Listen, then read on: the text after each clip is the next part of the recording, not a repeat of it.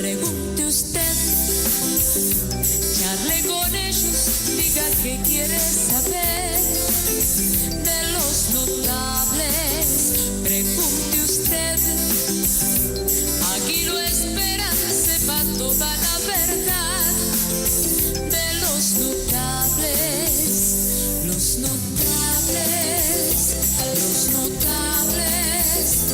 La expresidenta maltrata por teléfono a uno de sus súbditos y lo escuchamos todos. Un ex juez de la Corte Suprema amenaza con ahorcar a un muerto que fue fiscal de la Nación, fallecido en circunstancias que quizás nunca se aclaren. Así están en líneas generales nuestras instituciones. El director de aduanas sostiene públicamente argumentos inaceptables sobre los años de plomo. Por otro lado, un grupo de delincuentes roba un auto con un bebé adentro y arrojan a la criatura a la calle. Los hechos de droga y violencia cada vez se expanden más y se explican menos. Padres que agreden a educadores, hijos que se mueren en fiestas electrónicas, periodistas que se agreden mutuamente. La ideología se antepone a la razón. Fanatismo, lucha de poderes. En medio de semejantes problemas gravísimos, se discute durante horas televisivas si las mujeres deben o no mostrar sus pezones en las playas argentinas. Mientras tanto, crecen los casos de femicidio. ¿En qué cesto de basura hemos arrojado el manual de convivencia? ¿Cuándo se empezó con esta historia de no poder dominar las emociones? Para intentar encontrar las respuestas, invitamos al doctor Enrique de Rosa, médico, especialista en neurología, en psiquiatría, en sexología clínica, en medicina legal y forense, y uno de los profesionales más convocados por los medios de comunicación. ¿Cómo tratamos en los medios estas cuestiones públicas? ¿Cómo tratamos en privado los temas particulares? Un adicto en la familia, por ejemplo, o la violencia familiar. ¿Cómo sobrevivir a los conflictos? ¿Qué es la automedicación? ¿Qué es un psicópata? ¿Dónde empiezan los problemas y cómo van a continuar? Con el doctor Enrique de Rosa empieza otro programa imperdible de Los Notables. Los notables.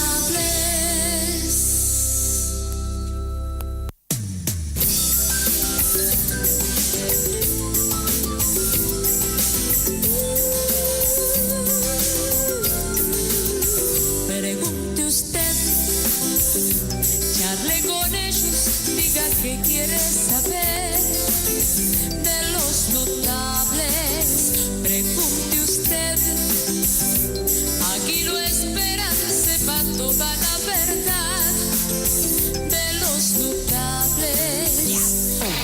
Hola, bienvenido Enrique, muchas gracias por aceptar la invitación. Buen día, muchas gracias a ustedes por invitarme. Qué bueno tener este espacio para poder reflexionar junto a vos y que nos ayudes. Bueno, veremos. Hay bastantes temas, ¿no? Hay Estábamos tanto mirando de tema. fondo la pantalla y ¿dónde va?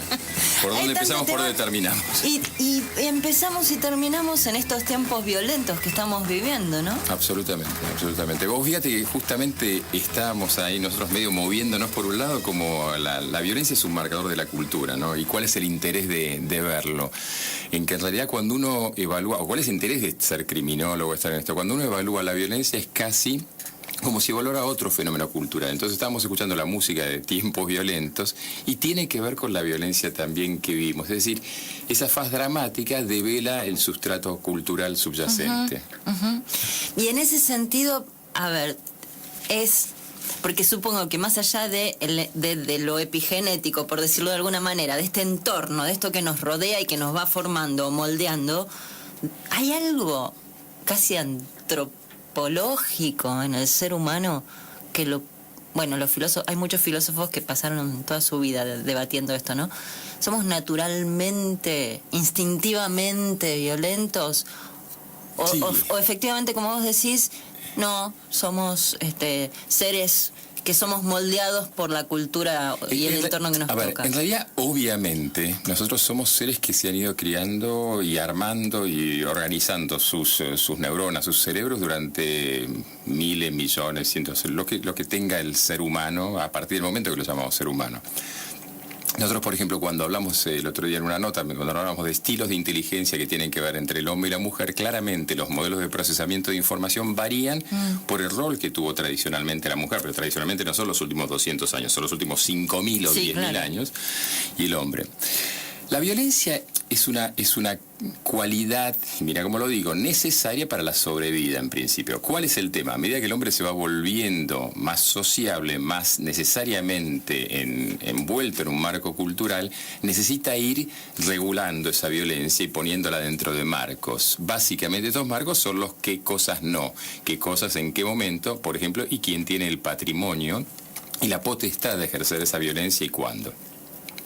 La violencia está, y como yo te dijiste, ¿por qué no sangras en este momento ahí? Porque yo necesito la sangre dentro de mi cuerpo, canalizando y llevando una serie de cuestiones, porque es la función de la sangre. Ah, pero sangre está, sí, claro, obviamente hay sangre. La violencia es lo mismo, está, va por canales, pero cuando desbordan esos canales, pasan las cosas que estamos viendo ahora. Es decir, la gente se pierde inclusive. Aparece un médico que prácticamente mata, y podría haberla matado, realmente esa es otra de las cosas, a cualquiera de sus víctimas, y se suscita un debate. Y ese debate es lo más interesante, porque la gente, en lugar de denostar claramente esa situación, empieza a plantearse dudas al respecto. Ahora, bueno, empecemos por el caso del anestesista, que de verdad que nos conmociona.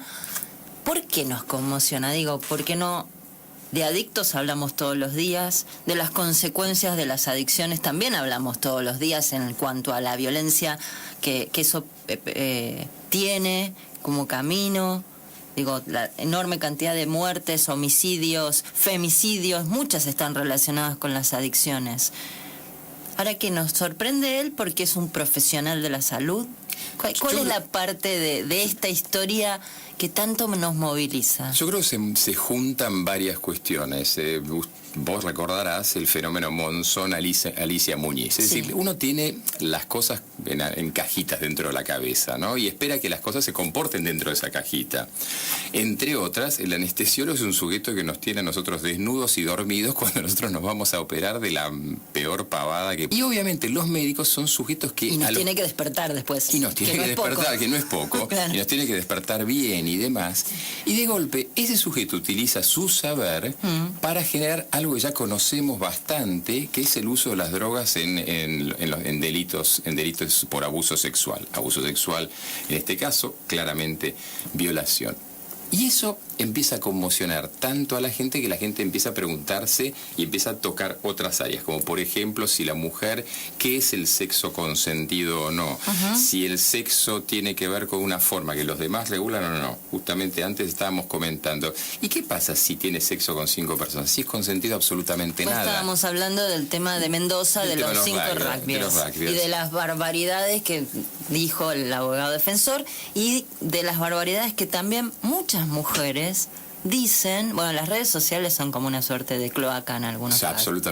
Absolutamente, y que sirven para ir viendo qué es lo que le pasa a la gente, porque volviendo a lo anterior, moviliza entonces cuestiones que tienen que ver con la sexualidad, cuestiones que tienen que ver con los conceptos de género, no, porque todos parecemos muy evolucionados. Pasa alguna de estas cosas y de golpe dicen, bueno, pero estuvo toda la noche drogándose con él. Y el drogando se había entregado un poder que decía, si querés aparte matame, claro, golpeame y demás. Ahora, supongamos que hayan tenido una relación sadomasoquista, ¿estaba incluida la muerte? No, entonces eso era otra cosa.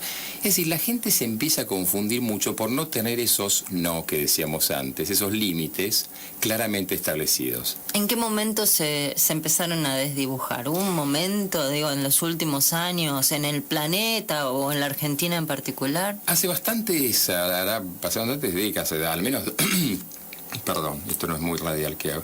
Pero digamos, hace 2, 3 décadas uno empiezan a cuestionarse absolutamente todo. La gente empieza a tener acceso. A mí me interesó una frase que puso Humberto Eco que dice que desde que existe Twitter cualquiera cree que es un literato.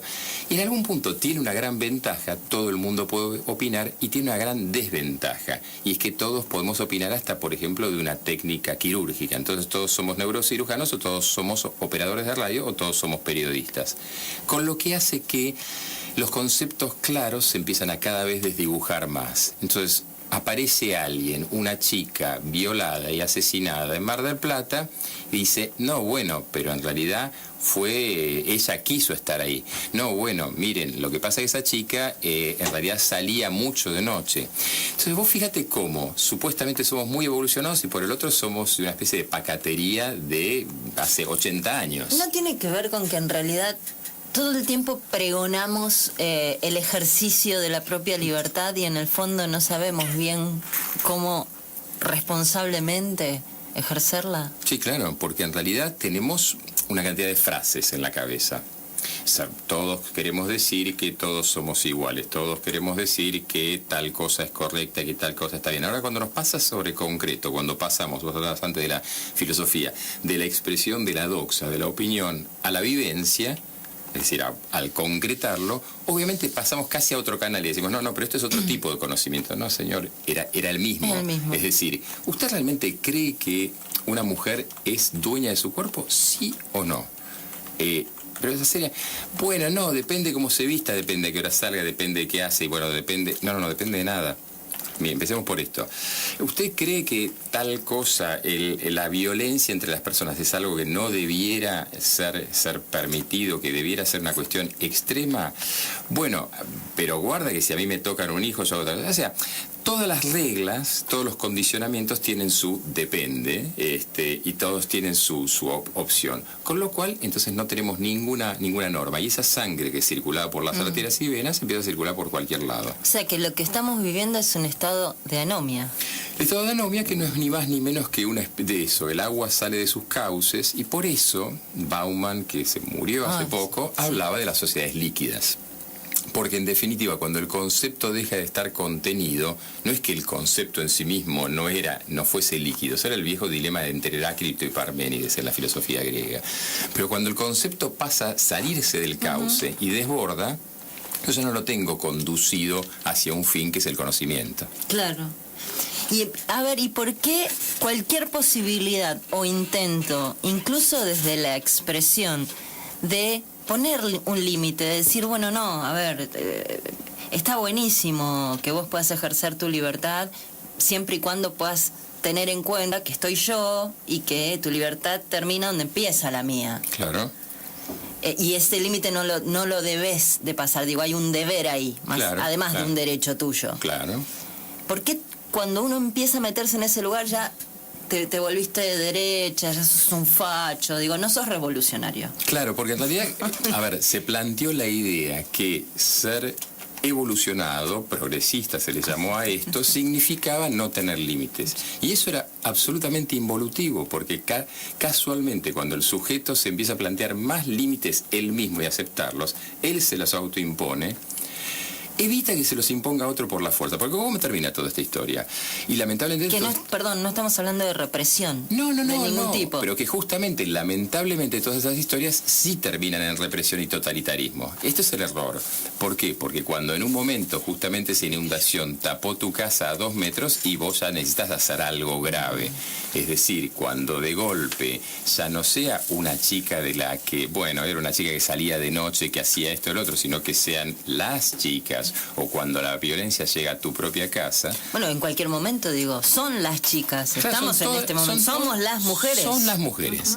Bueno, es que este es el punto. Yo te decía antes, utilizo las redes sociales a veces de globo de ensayo y ponía el caso de los rugbyes, o ponía el caso de la anestesista sobre el tema de violencia de género. Y alguien decía, no todo delito contra la mujer es violencia de género. Ah, mira, qué lindo. Bueno, primero, pero después lean, por favor, y es la OMS la que lo pone en estos términos, son asociaciones internacionales en que dicen delitos por desigualdad de fuerzas, y característicamente, cuando una persona no es discapacitada la mujer, sino que claramente en los delitos por violencia, claramente el hombre tradicionalmente tiene más fuerza física, únicamente. Esa es la desigualdad.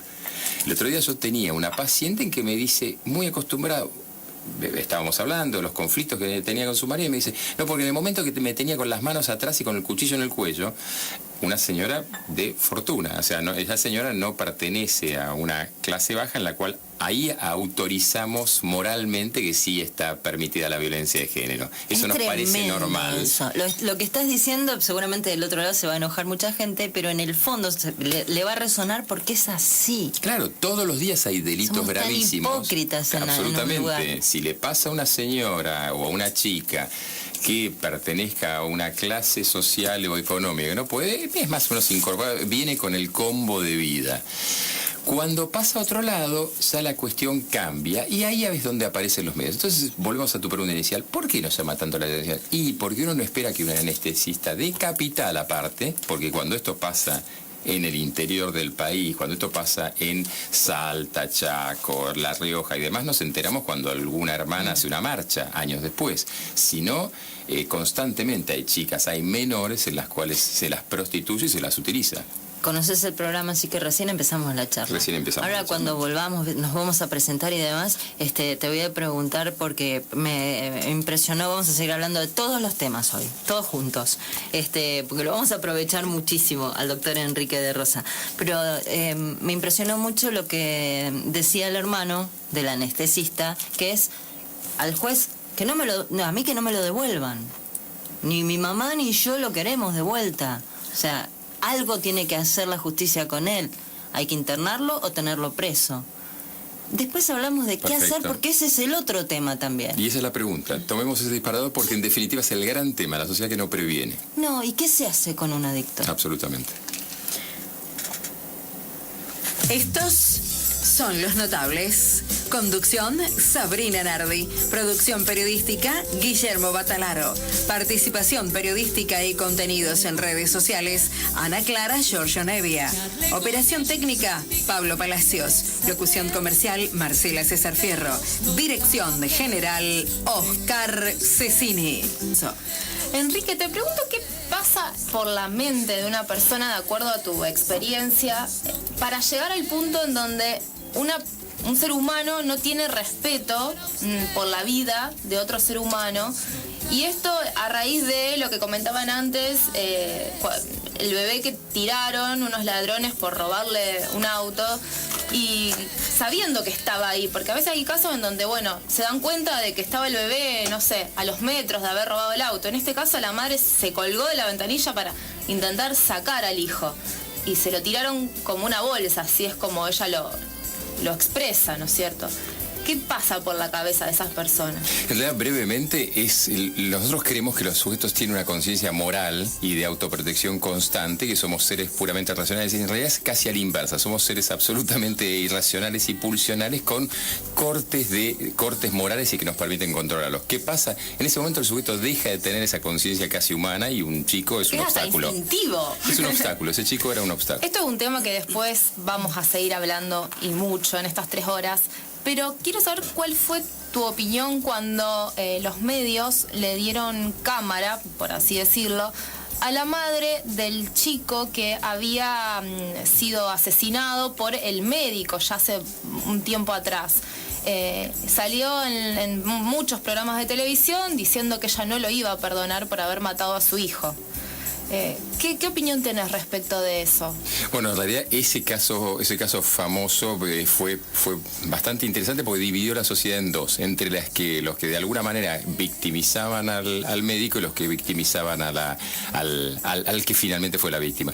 Yo creo que más que nada es justamente ilustra esto que decíamos antes. Son dos miradas de dos mundos que al no poder conciliar una misma norma moral terminan entrando inevitablemente en conflicto porque cada uno defiende su territorio y hasta muy lícitamente. Cada uno defiende la vida del otro. Somos tribus en conflicto.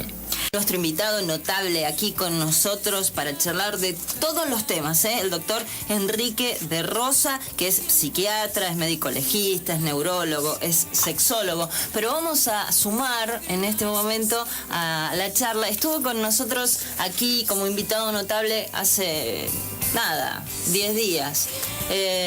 Y hablamos de todos los temas, fundamentalmente del tema narcotráfico, y él hizo referencia, dio varios nombres. Él es diputado de la provincia, del Movimiento Social y Popular, y es periodista, es el señor Carlos Delfrade.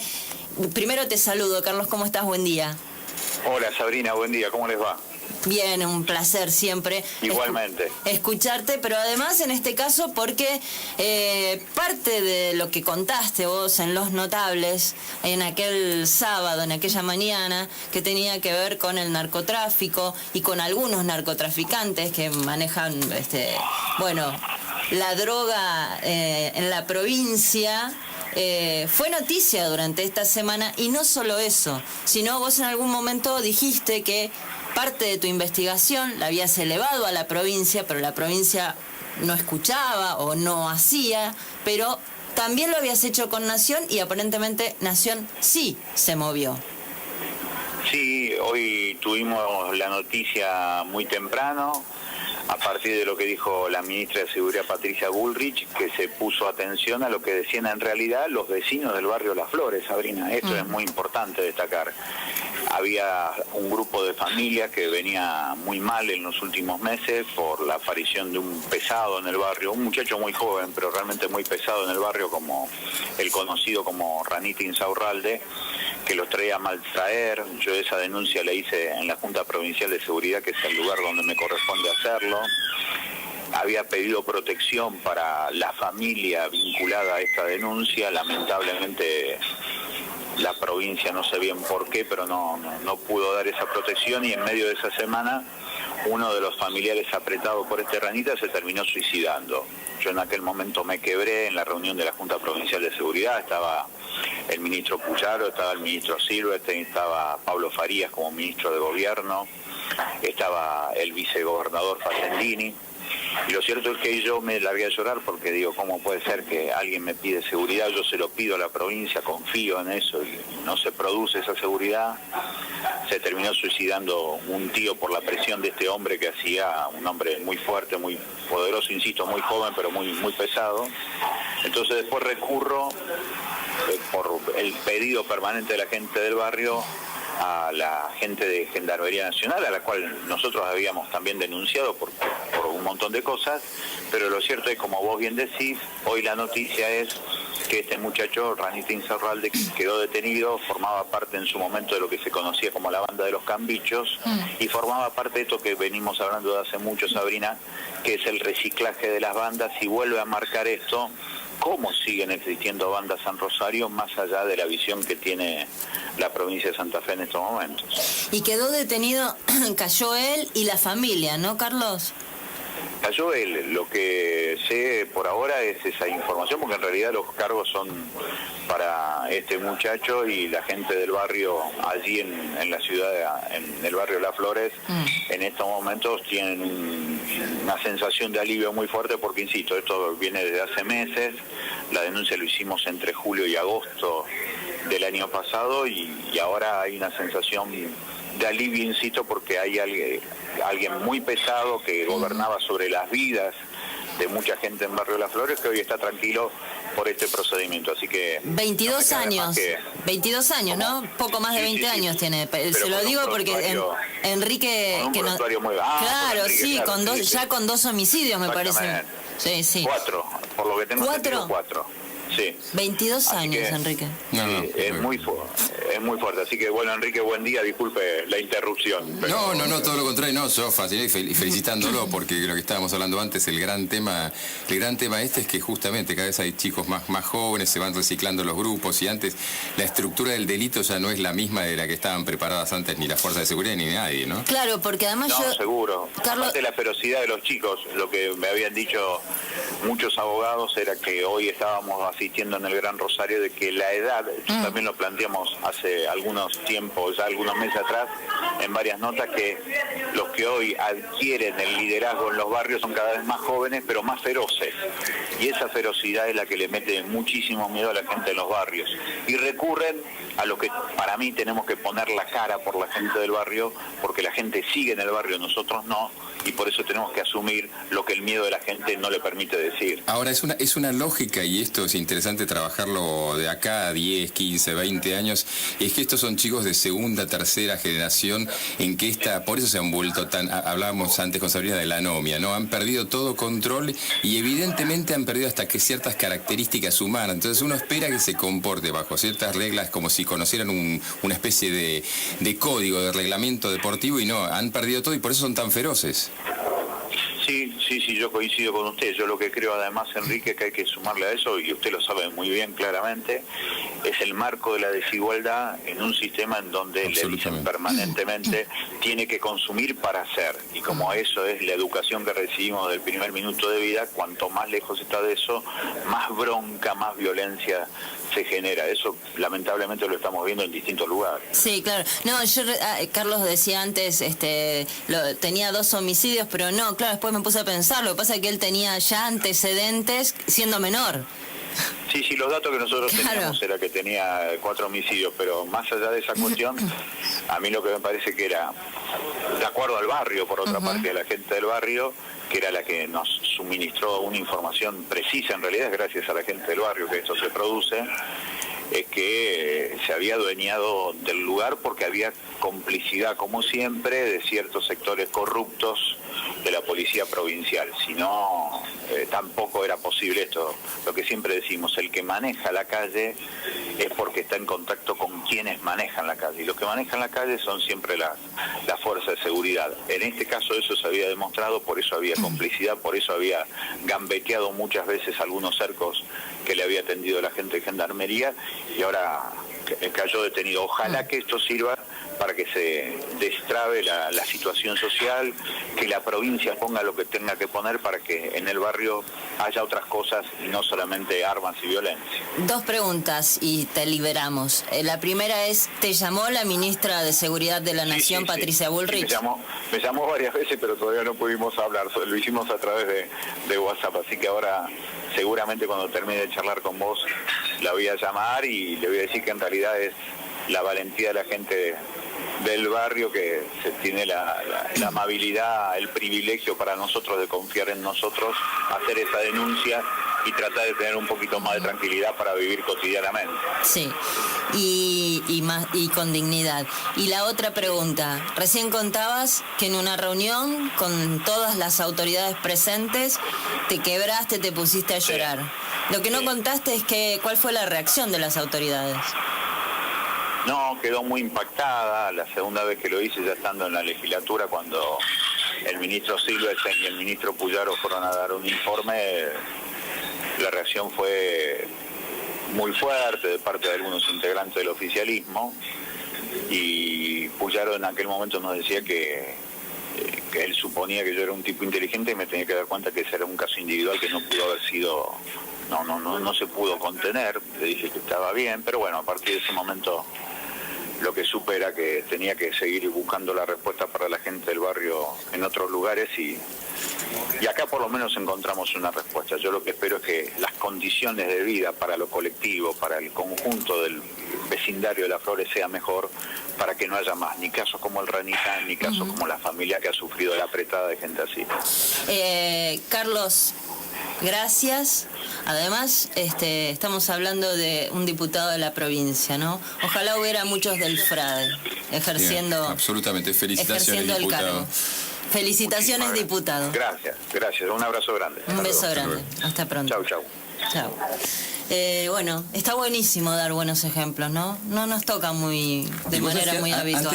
Antes decíamos de, cómo se va aprendiendo, y en parte se va aprendiendo así, de golpe también aprendemos por imitación, que un diputado, que una figura emblemática marque un poco la cancha, es interesantísimo, porque no es solamente, él decía antes, somos un mundo de consumidores y aprendemos a consumir, y quizás por la entrevista no aclaró que a lo que se refería, entiendo yo, era el consumo en términos capitalistas del término, no era el consumo de la droga. Exactamente. Y ese consumo que empiezas soy porque consumo, termina siendo luego soy porque consumo droga. Ahora sí. Entonces, porque es decir, estamos viviendo en una sociedad donde todo antes hablabas del tema del concepto de los vínculos, esta cosa líquida, de la sociedad líquida, de Bauman. Vivimos días en los que todo es consumible, todos somos objetos de consumo para otro. ¿Y por qué estábamos hablando antes de la mujer, el sexo y demás? Y porque también eso es una especie de, como se utiliza en términos de un commodity, es una cosa, es un objeto de compra y venta, de consumo. Entonces, ¿por qué también se desata la violencia? Cuando yo no tengo o no creo tener el acceso a ese consumo, mirá que por favor, la gente que entienda que estamos hablando en términos paradigmáticos, hablamos metafóricamente, pero cuando creo que debo tener algo, o fantaseo que creo debo tener algo, y no lo tengo, y mi vida... Perdón, ¿eso desde un auto hasta una mujer? Desde un auto hasta una mujer. Desde un nivel físico, el consumo de esteroides en hombres, hasta cualquier cosa. Todo debo consumir, debo tener para ser. Esta diferencia sustancial, que por eso la gente cree que no vivimos en un mundo filosófico, pero son los conceptos elementales de la filosofía. ¿Qué es ser? ¿Qué es existir? ¿Qué es tener? Los verbos más simples son los que más nos cuestan.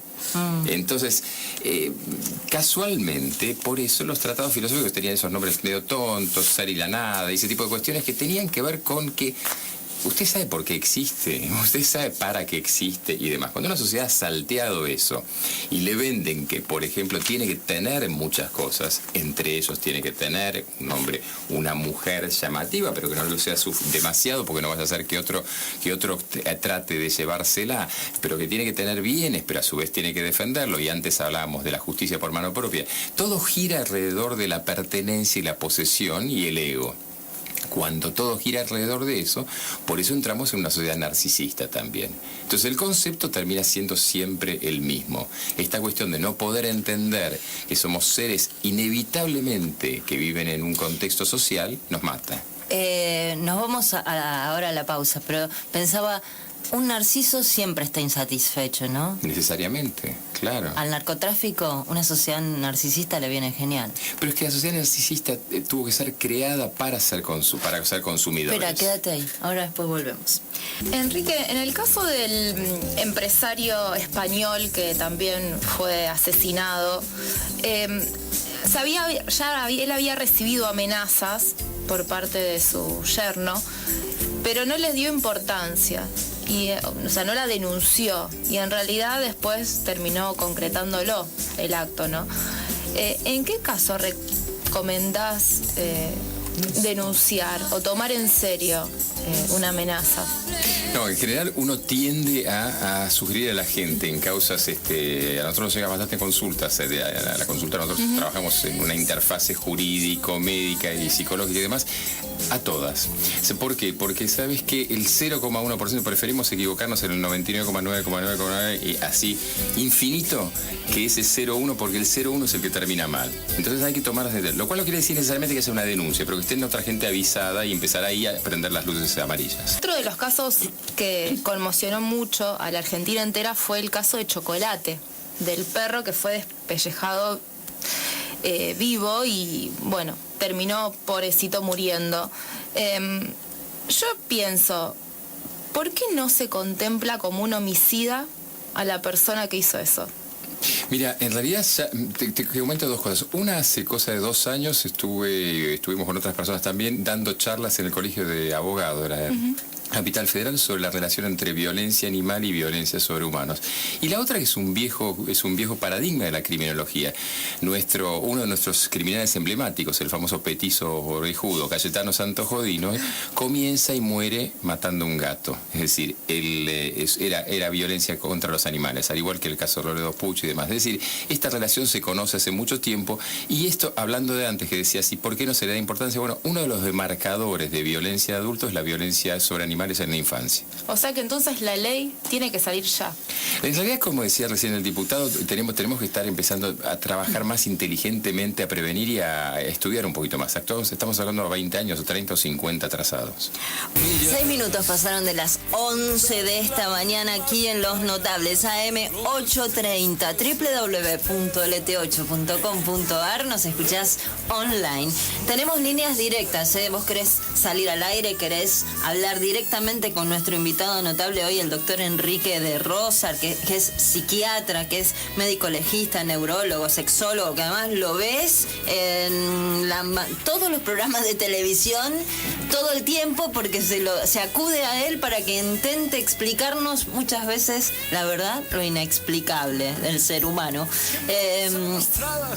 422-9514, 422-9515. Son las líneas directas. Por supuesto, el Facebook, Los Notables, la fanpage, Los Notables Radio, y el Twitter, @LosNotablesLT8. En el Facebook dice, estamos con el sistema así como más o menos hoy, aviso, porque están entrando los mensajes, pero no los puedo ver, Enrique. Así que en algún momento, cuando lleguen, entrarán todos juntos y ahí contestamos rápido. Y ahí veremos qué hacemos.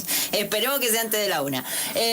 Dice Mario, buenos días. El temor, la impotencia, la falta de reconocimiento por un lado, la desigualdad, la droga por el otro. Pareciera que solamente se solucionan o se intenta con tratamiento. Creo que la falta de educación no está ponderada ni evaluada en ningún proyecto ni tratamiento.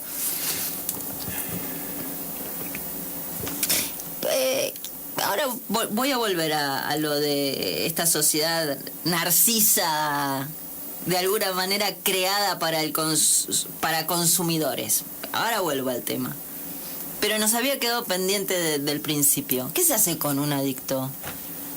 Bueno, en principio yo tomaba esta pregunta recién, ¿no? Este planteo que hacían recién. En realidad sí, el tratamiento no es un tratamiento en el sentido, usted va, le doy tal pastilla y hace tal cosa. No. Obviamente la comprensión del ser humano como un sujeto integrado en lo social, en cantidad de cuestiones que tienen que ver con lo biológico, lo psicológico, lo social, hasta diríamos lo político, lo cultural. Hablamos mucho de cultura. Hoy en realidad es un recondicionamiento, es una reeducación, es una ayuda en la cual posiblemente hayan elementos farmacológicos y terapéuticos y demás, pero en realidad básicamente tiene que ver con un proceso de reeducación, de cambio de paradigmas mentales y cognitivos. Porque yo le puedo dar a una persona una pastilla para que esté menos impulsivo, por ejemplo. Puedo hacerle un tratamiento en el que vea por qué empezó a consumir, pero si no le empiezo a enseñar cómo vivir de otra manera, si no le empiezo a enseñar y ayudarlo a aprender y encontrar sus herramientas para poder vivir de otra manera, no la va a volver. Y ahora te pregunto desde la absoluta ignorancia, aunque alguna vez he leído algo de eso. No toda persona que consume, en este caso me voy a las drogas más duras, no estoy hablando, bueno, quizás podría entrar aquí el alcohol. No todo el que consume cocaína se transforma como el anestesista en un violador o golpeador serial o asesino. No.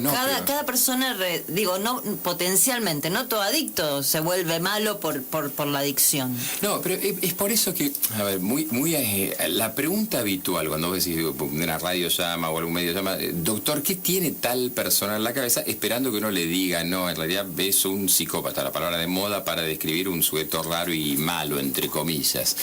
En realidad todos tenemos estructuras mentales, pero esas estructuras mentales tienen umbrales de disparo o no. ¿Esto qué significa? Todos somos seres agrietados en alguna medida. Seres incompletos que si vivimos esa incompletitud de una manera positiva podemos utilizar esas falencias.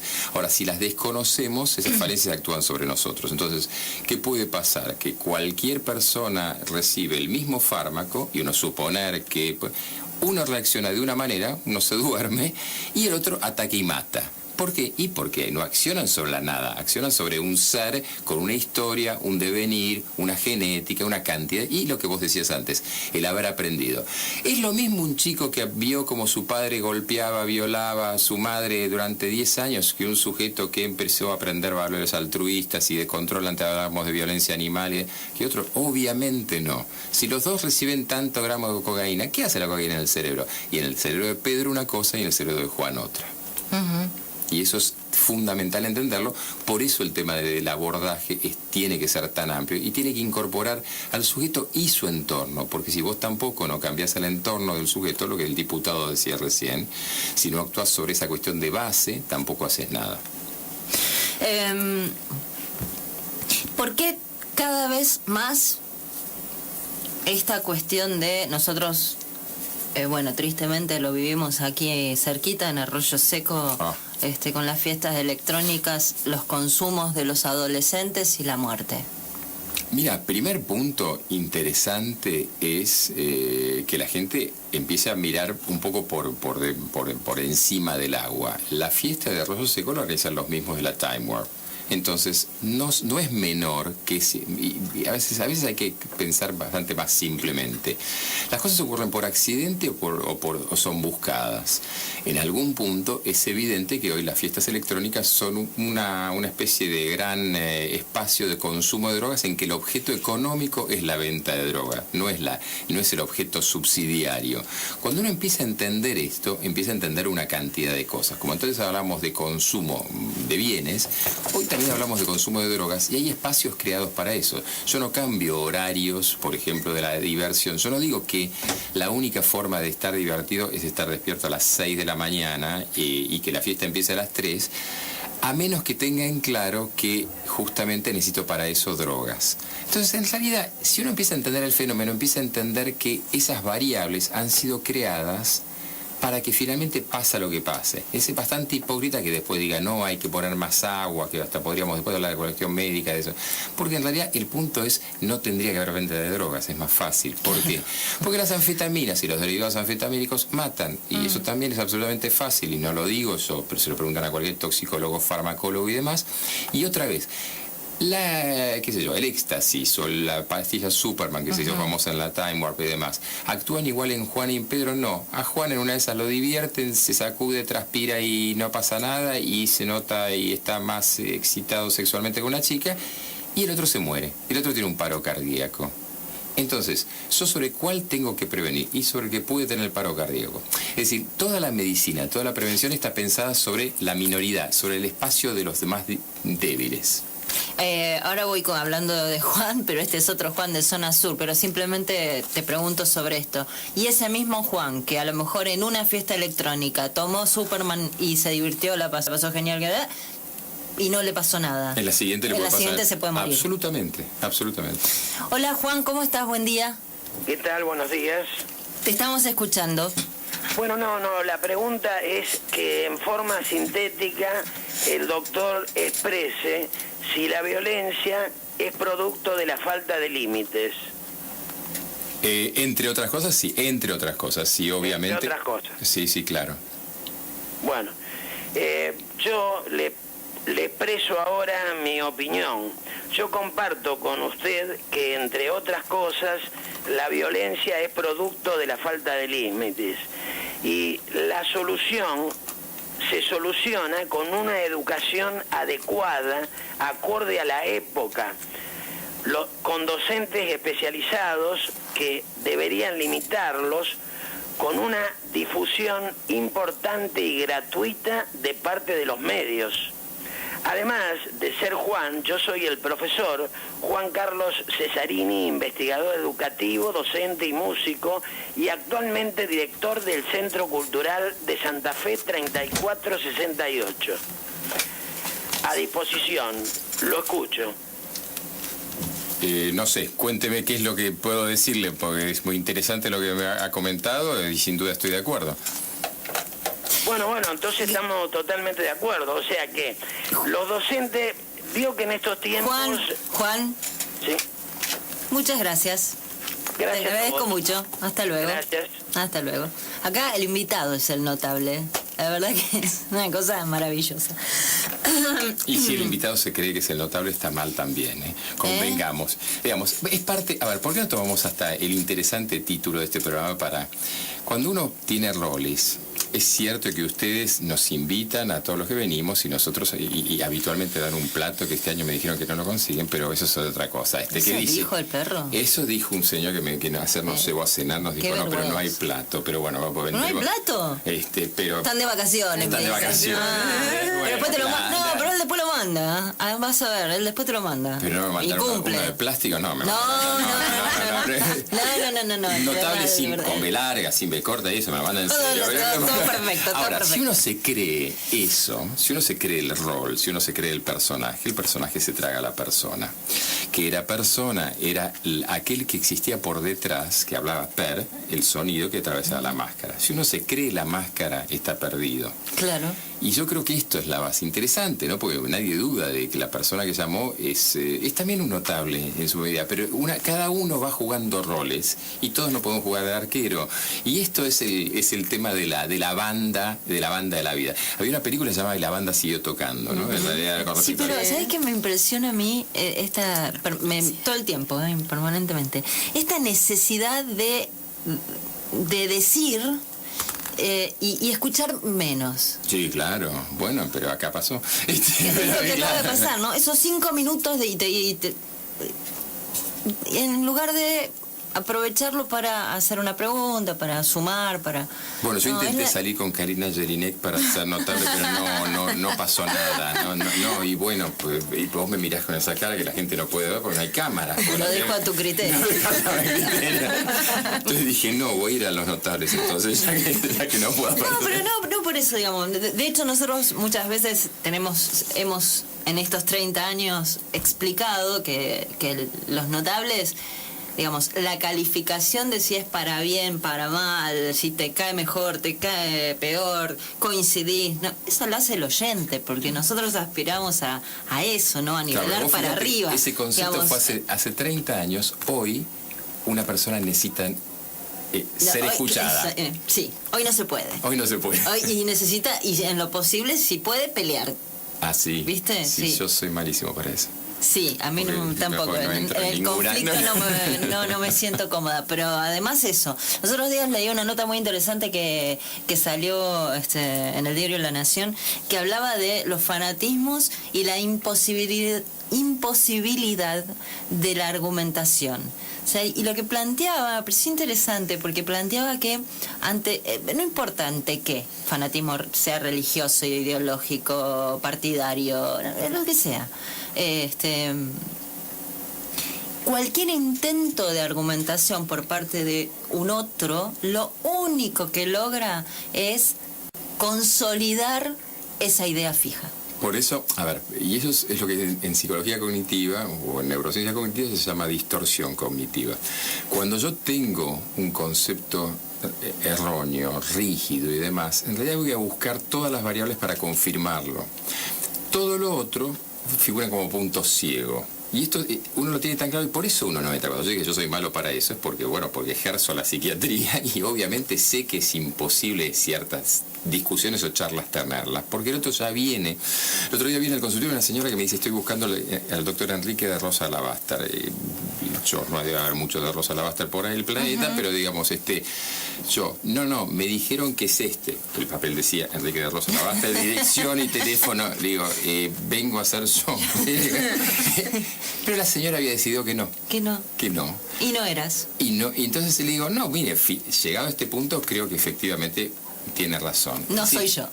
Entonces, no soy yo, lo cual ha sido mi problema y mi planteo, mi búsqueda desde la infancia. Pero, a ver, más allá de la broma, es la rigidez cognitiva actúa y busca lo que se llama sesgo confirmatorio. El sesgo confirmatorio, que es, busco cualquier dato que lo confirme. Cuando hablamos antes de violencia de género, un sujeto puede decir, no, bueno, amasijaron porque lo plantea así en las redes sociales, a una chica por salir con anestesista. No, pero eso no es violencia de género porque no era la esposa, me pone uno.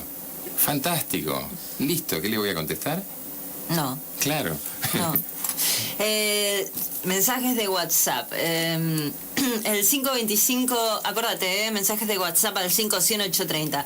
El 525 dice, dice, Sabrina, usted se queja del comportamiento ajeno, pero usted es bastante pocas pulgas. Ricardo me lo dice. Sí, qué sé yo, puede ser.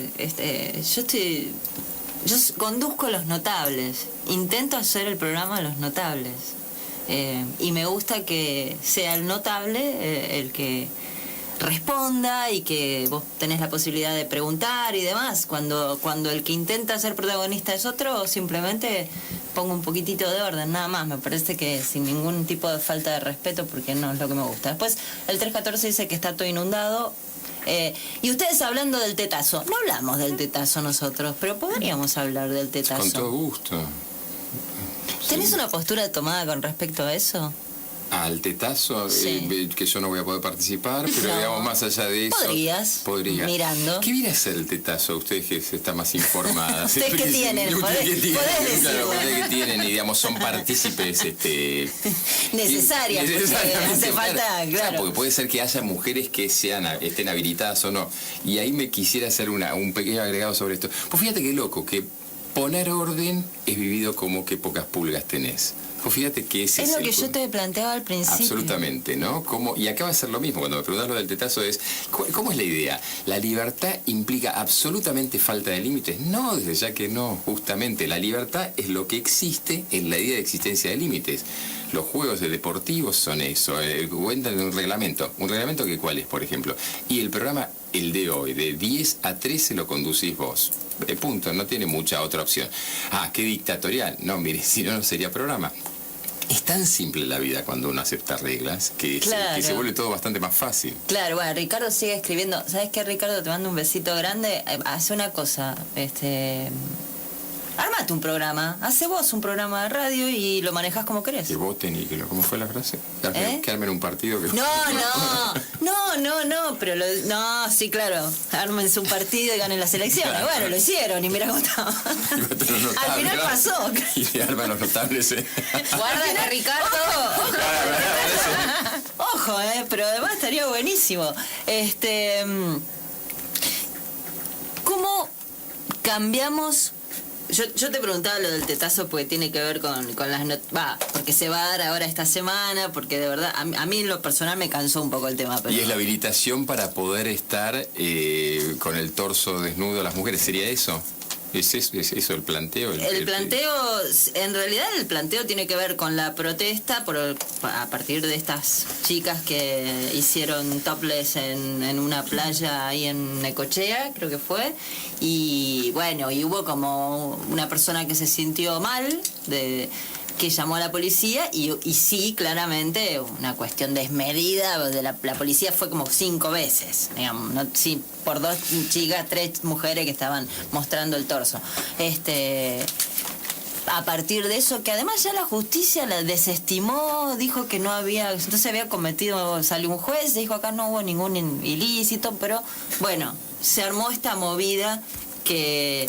No tiene que ver, como si fue la primera, con el dar la teta a los bebés, que ahí sí me parece que es una causa absolutamente que está buenísima, sino tiene que ver con esto de estar con el torso desnudo por, qué sé yo. Lo que pasa es que hay una lectura que me por parece... los derechos de la mujer sobre su propio cuerpo, imagino. Yo creo que hay una lectura que tiene que ver con esto que estamos pasando en estos momentos. Y esta ansia de protagonismo. También hay gente que necesita crear causas de cualquier cosa, ¿no?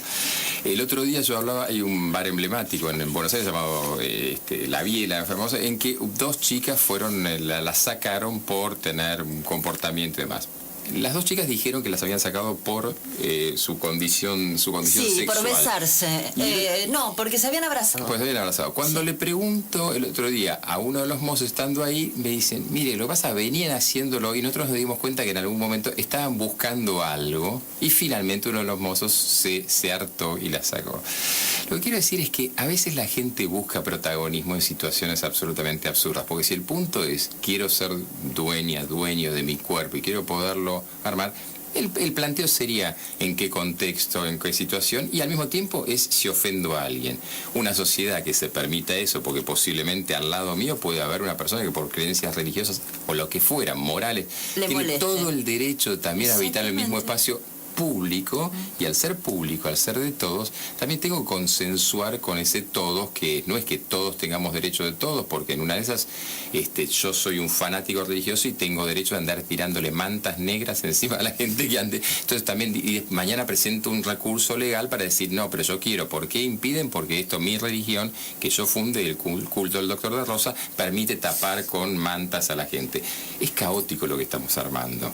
La ausencia de reglas, la ausencia de contextos, vuelve a hacer esto. Entonces, me parece fantástico que la gente pueda estar, si lo quiere, desnuda, pero al mismo tiempo, posiblemente yo, Mira, en mi caso tengo hijos grandes, posiblemente yo con hijos chicos no quiero que lo vean. Y tengo todo el derecho también a poderlo hacer. La madre de Juliana, la chica que murió en la fiesta de Arroyo Seco, dijo que ella fue inconsciente y que fue un error lo que hizo.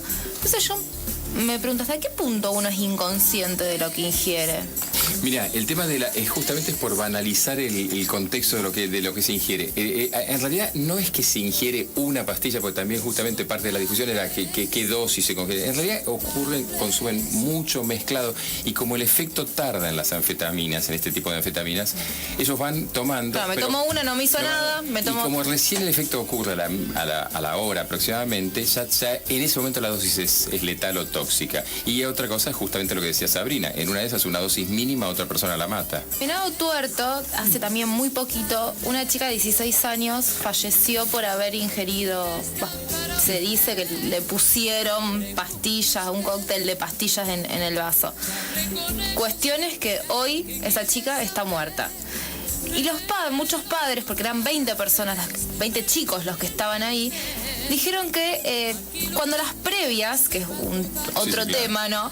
Se hacen en la casa, ellos los pueden controlar más. Sin embargo, hoy tenemos una chica muerta en una previa. Entonces, ¿es una guerra perdida que tienen los padres con los adolescentes? En realidad tendríamos que empezar otra vez el tema de los límites de la sociedad. ¿Sabes por qué? Porque finalmente estamos hablando de tóxicos, porque justamente otra vez ya no se habla de pastillas que tienen un producto químico conocido, sino que lo que llega al consumidor son mezclas que a su vez tienen a veces porcentajes altísimos de tóxicos realmente importantes. Entonces, estamos diciendo, ¿será malo que la gente se envenene? Y si no decidimos esa cosa básica, estamos muertos.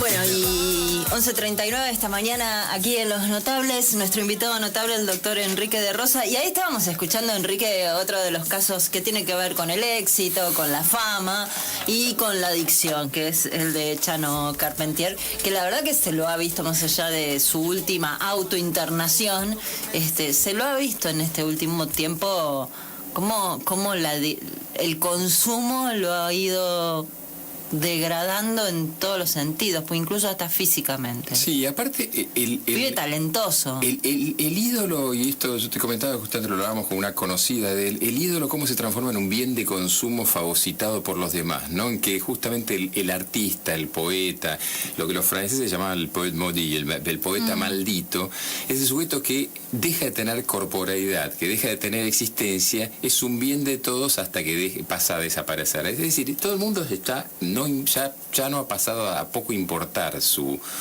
aspecto humano, en el que es un sujeto que está realmente enfermo, que está afectado por las drogas, para ser él mismo, si ustedes recuerdan, en una última internación, que él sabe cuándo está bien, está mal, que casualmente es, porque alguien va a preguntar, ¿cuál es el tema? ¿Cómo se trata a un adicto? Miren, es casualmente el sujeto que ha perdido el control de esto, así que él no sabe. Es justamente cuando dicen, no, yo esto lo puedo controlar, es cuando uno más miedo tiene. Y cuando se da cuenta que la situación de peligro es más grande, y es la situación que este muchacho está.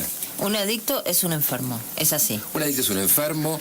En esa enfermedad, porque digo, yo pienso, un adicto es un enfermo, debería de ser tratado como tal.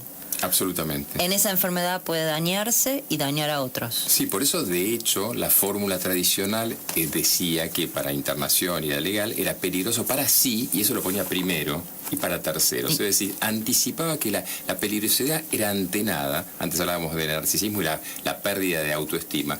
Empieza por uno mismo y luego se traslada a los demás. Es inevitable. Si uno entiende eso, que para justamente poder proteger a los otros hay que protegerse a sí mismo, que hasta el altruismo comienza también por una situación de fortaleza, el sujeto que está mal va a ser a su vez peligroso para los demás. Ahora, nos corremos un poco del tema de la adicción. Después quiero volver a lo de la sociedad narcisa. Pero, y pongo otro ejemplo, digo, porque está bien, hay muchísimos casos donde las distintas violencias se dan a partir de un consumo. Uh-huh. Pero estamos en un momento donde hay otros muchos casos donde las distintas violencias no están relacionadas con un consumo, sino simplemente con ser violento con el otro. Sí, es que en realidad es interesante empezar a pensar en la adicción no como un fenómeno solamente limitado a sustancias, sino como una modificación de hábitos. Y por eso la obsesión que uno tiene con el tema de la violencia. La violencia también es adictiva. La violencia es un sistema de aprendizaje en el que yo, en algún sentido, voy adquiriendo goce a partir de esto. O sea, yo gozo si descalifico, gozo si de alguna manera maltrato, gozo si... Gozo si le explico a una persona que hace una función, recién estábamos hablando de eso, cómo tiene que hacer su trabajo. Y no es un tema menor. No. Es decir, porque yo creo en mi casi delirio personal que soy yo el que tiene el poder. Esta cuestión del poder es la misma que luego, miren el caso extremo, el anestesista gozaba por tener a su víctima indefensa. Es el caso habitual de las violaciones surgidas por las drogas. Entonces, esto que parece, por un lado, lo químico, lo delictivo, es un gran abanico en que nosotros tenemos situaciones moderadas, pero cualitativamente es lo mismo, es un cambio de hábitos. Entonces, ¿qué es la adicción? Es un hábito que termina instalándose que puede ser destructivo para uno o para los demás. Por eso hay adicción a la compra, por eso hay ludopatía, por eso hay adicción al sexo. ¿El sexo es malo, la compra es malo, jugar es malo? No. Lo que es malo es cuando pasa a ser peligroso para el individuo. ¿Tiene un nombre específico eso en sexología? Esto que acabas de decir que también me llamó mucho la atención, pero a partir no del caso de Belén, volví al caso del anestesista. No digo, no por Belén, que le desfiguró la cara y casi la mata, salvo porque la ayudó un vecino, pero por lo que se sabe hasta ahora, en ningún momento no hubo abuso ni intento de abuso sexual a ella, pero sí las otras denuncias que aparecieron, es sobre todo una de ellas, donde habla de esto como algo, una costumbre de dormir a las mujeres para tener relaciones sexuales. ¿Eso en sexología tiene un nombre? En realidad sí, las perversiones sexuales son todas aquellas en las cuales yo obtengo goce a partir de una vía llamada no natural. Y esto de vía no natural no tiene nada que ver con la anatomía, sino que tiene que ver con la forma en que yo obtengo ese tipo de goce. Hacía una pregunta ayer si tiene algo que ver con la necrofilia. Estrictamente no, pero hay una fantasía de dominación que tiene que ver con casi prácticamente hacer una casi equivalente necrofílico, en el cual de alguna manera yo tengo el poder absoluto sobre la víctima. También hay formas a veces que no tienen que ver con las perversiones, sino que tienen que ver con modalidades, pero otra vez, mientras que el otro participe de alguna manera consensuadamente. Por ejemplo, gente que mantiene relaciones estando atada, gente que mantiene relaciones en ciertas circunstancias, pero se supone que el acuerdo es la base. ¿Cuándo es una perversión? Cuando casualmente yo paso a esa persona a someterla, y en realidad el objeto de deseo no es la sexualidad, sino que es el poder. En todas estas instancias es el poder. Ahí pasamos al caso de los rugbyers. Ahí pasamos al caso de los rugbyers, en el cual directamente también la cuestión es empezar a ejercer mi poder, en el que también tiene que ver, mira, como todo tiene que ver con todo, el consumo de sustancias. Porque hoy no ven ustedes a chicos adolescentes grandes, porque sí. Lamentablemente se ha instalado en divisiones inferiores o en juveniles el consumo de esteroides sintéticos. ¿Y eso qué hace? Y que a su vez los vuelve más violentos. Entonces, esta combinación constantemente que estamos haciendo entre el mundo de la adicción química y la adicción comportamental, entre el mundo de la sociedad, lo antropológico, lo social y el delito, es ahí, lamentablemente, donde tenemos que empezar o quizás no lamentablemente, a reconceptualizar lo que está pasando en la sociedad. El problema es que estamos viéndolo a veces con libros viejos, ¿no? Con esquemas viejos. Y en esto de la sociedad narcisa, vivimos en una sociedad narcisa, o sea, yo soy el ombligo de mi propio mundo, punto. Sí, de hecho empieza y termina ahí. Estamos por fundar un grupo de neuróticos anónimos porque queremos ver y lanzo llamado a la sociedad, tenemos 2 socios por el momento nada más. Nosotros somos. Bueno, entonces están invitados a afiliarse, porque en realidad antes todos los psiquiatras y psicólogos nos formamos en base de la lógica de la neurosis, y eventualmente eventualmente la psicosis, siendo la neurosis un sujeto que mal o bien enojado, como Sabrina y demás, pero estaba en contacto con la realidad. El psicótico alegremente no, y entonces uno también está más o menos contento. Mira, el señor tanto dice que es Van Gogh, oh, qué bueno, que ya pasaba todo ahí. Entonces todo era un mundo más feliz y tranquilo. ¿Qué pasa cuando en una circunstancia en el medio el neurótico no lo encontramos y empieza a ser un sujeto que dice, como yo digo, como yo comento habitualmente, yo estoy hablando de lo que yo he hecho y uno empieza a decir, este sujeto está, el yo le está jugando, está tan centrado que solamente puede ver los argumentos desde sí mismo. Y sin embargo no es un psicótico. ¿Qué circunstancia rara? Bueno, esos son las estructuras narcisistas, trastornos de personalidad, las estructuras paranoides, que el sujeto está en contacto con la realidad, es decir, sabe que es un ser humano, que vive en Rosario, que es esto y el otro, pero en algún punto funciona como si no estuviese conectado con la realidad. Entonces, por eso es tan difícil conectarse con esa gente, porque piensan a partir de ellos y no a partir del medio. Qué increíble. Qué increíble por la cantidad. O sea, mientras te escuchaba pensaba en la cantidad de personas y cada vez más así. Y sí.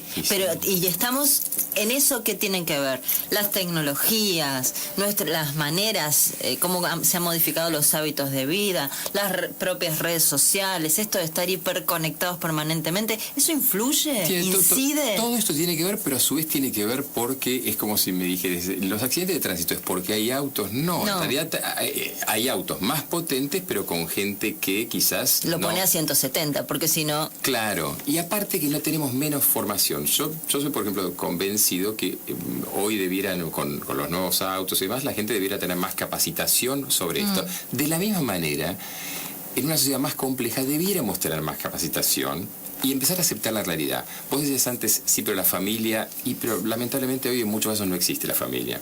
Entonces, socialmente debiéramos crear formas de entender cómo el sujeto debiera ser educado, quizás no en historia y geografía de lugares que desconoce, que después eventualmente lo googlea, pero sí en aspectos más centrales a, por ejemplo, esto.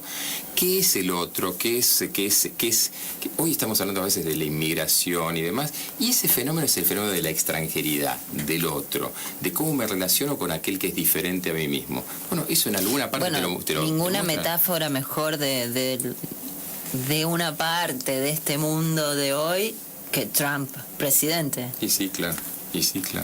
Y por algo es así. Y en algún sentido todos son emergentes de lo que pasa. Y si a nosotros, a un chico, le empezáramos a decir, mira, ¿por qué en el mundo pasa esto? ¿Por qué hay una crisis de inmigración en Europa? ¿Por qué en Rosario, yo le comentaba a mis hijos, una ciudad increíblemente, una cosa rarísima hasta a nivel nacional en cuanto a la cultura, el deporte y demás, y de golpe estamos hablando, en vez de en esos términos, de Rosario estamos hablando de la violencia. Entonces eso obliga a pensar. Y de la droga. ¿Y por qué no estamos hablando de Fontana Rosa? ¿Y por qué no estamos hablando de los músicos? ¿Y por qué no estamos hablando de futbolistas? Y porque eso ha salido. Entonces, bueno, la sociedad debiera repensarse para ver qué pasó para que un faro cultural deportivo hoy esté nominado desde otro lugar. Y si esto no replantea nuevos paradigmas, inevitablemente estos nuevos que se instalan solos, la violencia se instalan. Una sociedad narcisa es una estructura en sí misma. Y sí, claro. O sea que deberíamos de poder cambiar eso. Es que estamos obligados, porque si no existe... La estructura narcisista es lo opuesto a lo social. Claro. La estructura narcisista es una colección de islas. No es una sociedad. Y la sociedad es un grupo de individuos que entienden que el altruismo es la mejor forma de defenderse a sí mismo. Es decir, yo necesito ser altruista. Enrique, ¿qué opinas de bajar la ley de imputabilidad a 14 años? En realidad, el tema, otra vez como hablábamos antes del paradigma, debiera ser replanteado en un contexto bastante más amplio, porque en realidad con simplemente poner un tema de edad no se entiende qué es lo que está pasando. La verdad es que sí, el chico hoy se utiliza cada vez a jóvenes más chicos para cometer el delito, y esto es parte de la organización, es decir, a veces no son chicos aislados que van y cometen el delito, son mano de obra para que sean inimputables. Entonces, bueno, hay que replantearse esto y no ser hipócritas en algún sentido. Recién tocábamos el tema de Chano y hay muchos medios y famosos en donde expresan públicamente que consumen drogas. ¿Te parece que está bien que ellos como comunicadores y referentes de muchas personas lo digan abiertamente, qué sustancias toman, cómo lo toman? Mira, yo creo que no, absolutamente no, y de hecho yo recuerdo una frase hace unos cuantos años que no sé si era de Moria o de la hija y demás, que decía un facito o algo así, no le hace mal a nadie, no se le niega a nadie y demás. En realidad el periodista debería tener la obligación moral y realmente como comunicador y como informador y como formador de decir, no, sí sabe que sí le hacen, pues a cierta persona la puede matar, a cierta persona la puede volver psicótica. Es decir, la marihuana vuelve a ciertas personas psicóticas, sí, es más raro que otras, pero sí, puede ocasionar psicosis. Y esto debiera ser claro, si no queda como que la marihuana es comer pasto, ¿no? Y entonces, en base a la respuesta que me diste, la legalización de la marihuana no debería estar. En realidad, ¿ves? Ahí está, ese es otro de los temas. El tema era si era despenalización, legalización o qué. Y otra vez, como nos quedamos atrapados en las palabras, antes hablábamos de narcisismo, nos quedamos atrapados en las imágenes, en las palabras, pero no en el fondo, en el substrato de las cosas, debemos replantearnos que sí hay situaciones en que la marihuana medicinal sí es útil, no me voy a extender por el plan, pero hay otras situaciones en que realmente es un tóxico, y esto es así. Y esto es aplicable a la aspirina. La aspirina descontrolada puede producir el síndrome de Rey, que es un síndrome mortal. Así que no es tan grave la situación, es pensar. ¿Vos creés hasta el personaje, aun si sea válido, hay que hacer una crisis de uno mismo, hay que poder desnudarse? El cuento del rey desnudo es algo que uno debiera leer todos los días, ¿no? Sí, claro. Estamos todos desnudos, sí. Pero bueno, ahí también entra en juego la verdad. ¿Y? ¿Quién se anima a decir la verdad? Yo creo que el centro de toda la cuestión de esta es esa, es ser honesto con uno mismo, aceptar la realidad. Si uno logra ser honesto, y es esto que decíamos antes, como amigos en la foto, y yo más o menos como soy, mucho, nada más ni nada menos, yo quisiera salir como no sé qué, pero salgo así. Y está bien eso. Cuando uno entra en acuerdo consigo mismo y con los demás, en base a esa verdad, tiene una sensación de paz fenomenal, porque uno no necesita ser otro, sino ser uno mismo. Y eso realmente es formidable, pues estás tranquilo, no estás siempre de puntas de pie tratando de ser otro. Igual estamos, los psicólogos y psiquiatras, o sea, Enrique, vos también, trabajo.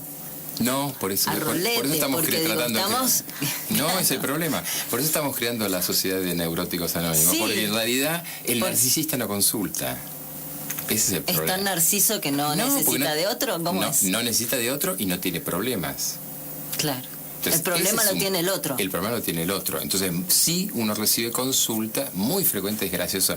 Mire, yo llamo porque mi, hija, madre, marido, esto y el otro tendría... ¿Y por qué no llama él? No, es él, porque él tiene Bueno, pero es el otro. Por eso se generalizó tanto la supuesta frase de Sartre que el infierno son los otros. Sí. Y en realidad tenía que ver con otra cuestión, pero daría para largo. Pero la gente ha tomado al otro como el infierno. El infierno. Como aquello que de lo cual debe protegerse. 422-9514, 422-9515. Están empezando a entrar los mensajes, los llamados y qué sé yo, pero fíjate que nos manda lo de Quino que vos decías antes, potentes, prepotentes e impotentes. Confirmo, dice al doctor, sí, es Quino quien lo hacía el dibujo, el 559, muchísimas gracias. Y está claro que solamente vamos a aceptar mensajes narcisistas, ¿no? Que confirmen nuestro narcisismo. Porque somos completamente narcisistas. Por eso somos completamente, claro. Después ¿cómo nos damos, una característica primaria así de un narcisista? Para que él se dé cuenta de sí mismo es medio complicado. El yo, esa sería una. Y sí, cuando uno empieza a centrarse en sí mismo es complicado. Es una.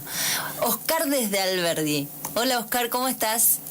Hola, buen día. Quería hacerle una pregunta. Yo quería preguntar al doctor sobre la angustia existencial y si el hombre es el único animal que sabe que se va a morir, si de ahí parte todos los problemas psiquiátricos, si los animales tienen problemas psiquiátricos también.